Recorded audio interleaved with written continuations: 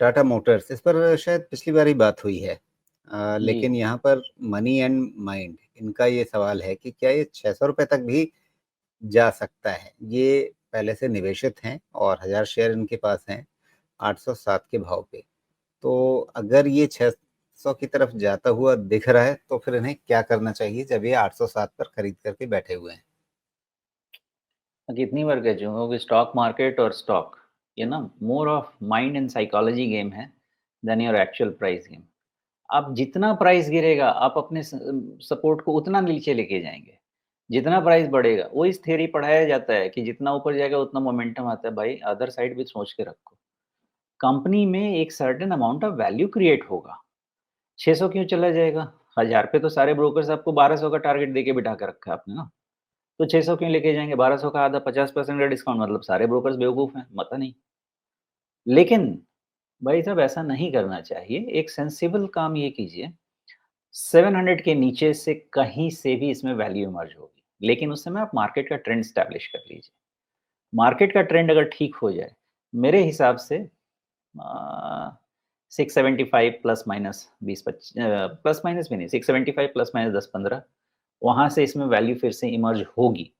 लेकिन एक बार वहाँ पे देखेंगे। अब 600 जाएगा कि 500 जाएगा इसका डिस्कशन मैं तब तक नहीं करूँगा जब तक इसका ट्रेंड रिवर्सल नहीं हो जाएगा। अभी तक ट्रेंड रिवर्सल नहीं हो गया है, लेकिन 700 के नीचे इसमें वैल्यू इमर्ज होनी शुरू होगी, मेरा ऐसा अंदाज़ा है। जी। अच्छा, 700 का आपने ज़िक्र किया, तो 700 पे एक बड़ी खूबसूरत चीज़ आ रही है चार्ट में। क्या है? 400 से लेकर 1200 तक की जो पूरी चाल थी, उसका रिट्रेसमेंट देखें तो 61.8% जो है, वो 700 के हाँ, आसपास ही बैठता है। बताइए अब इतना बढ़िया तो चश्मा मेरा वैसे ही पड़ रहा है, तो दिक्कत कहाँ है? हाँ, 700 के आसपास आएगा जी, इमर्ज होगा वैल्यू। जी। तो फिलहाल मनी एंड माइंड साहब, आपको शायद 600 तक की चिंता अभी नहीं करनी चाहिए। पहले 700 का इंतज़ार कर लीजिए कि वहाँ पर क्या बिहेवियर रहता है इस शेयर का। लेकिन इन्होंने गिरते हुए में खरीद लिया 807 पे, तो क्या ये गलती है और इस गलती की कहीं इन्हें सज़ा ना मिल जाए? क्यों गलती है? देखिए पहले तो खरीद विश्वास करना सीखें।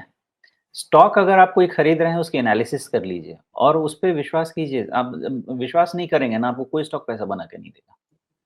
इसलिए आपने खरीदा है तो कुछ सोच के खरीदा है। अगर मामा चाचा दोस्त के बोलने पे खरीदा है तो बात अलग है। लेकिन अगर आपने कुछ सोच के उसकी एनालिसिस करके खरीदा है तो उसको समय दीजिए, विश्वास कीजिए। कोई ऐसी-वैसी थोड़ी कंपनी है, ये नहीं, फ्रंटलाइन कंपनी है। मैं प्योरली टेक्निकल पॉइंट से कह रहा था कि गिरते हुए में खरीदा है, अभी तक रिवर्सल का सिग्नल बना नहीं है। अच्छा वैसे देखेंगे तो वहाँ पे नहीं खरीदना चाहिए। वहाँ वो गिरते हुए लेवल में 800 पे रुकने का कोई वैसा सिचुएशन मुझे तो नहीं समझ में आया था। लेकिन 700 के आसपास जो है ना, मेबी 675 से 725 ये एक रेंज में आपको बेटर आरओआई दे देगा ये स्टॉक। जी। अगर वैसे फंडामेंटली देखें, अगर 800 पर खरीदी हुई चीज़ आपको गलत नहीं लग रही है और अगर 700 का भाव आ गया, तो क्या यहाँ उस उन स्तरों पर इन्हें अपना एक्सपोज़र थोड़ा और बढ़ा लेना चाहिए? और क्या वैसा करते समय दिमाग में अपना ये पुराना डर 600 वाला, वो रख कर के चलना चाहिए कि आएगा भी 600 तो कोई दिक्कत नहीं है? डर तो 500 का भी लेके चलना चाहिए राजीव जी। लेकिन एवरेज करते समय एक चीज़ का जो सबसे इम्पोर्टेंट ध्यान रखना है कि आपको एक स्टॉक में ओवर एक्सपोज़ नहीं होना है।